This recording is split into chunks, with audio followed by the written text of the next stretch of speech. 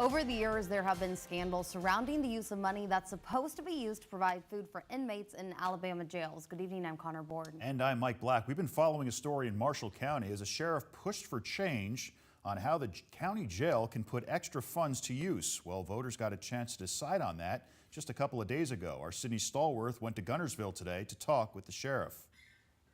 Marshall County had an amendment on the 2020 ballot that would change the way jails handle money for inmates' food, and that amendment passed. Now the sheriff tells me this can bring some big changes.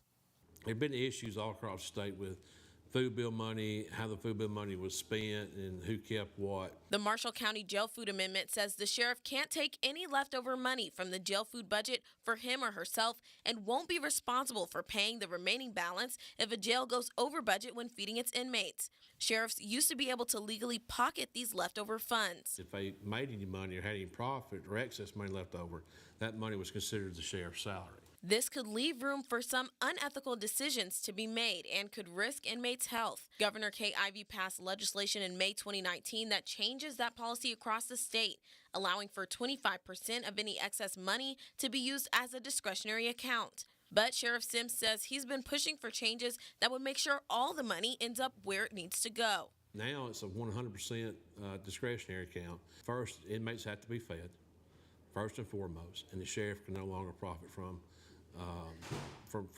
here on out in Marshall County. Voters passed the amendment with at least 80% in favor. This amendment can't be changed unless the people of Marshall County vote on it again. The people in the county want to change. Sheriff Sims says nutrition is still his top priority, adding a dietitian to his staff. And she looks at our menus, prepares our menus. The Marshall County Jail is currently under reconstruction, but we're told there are big plans for these funds once that's completed.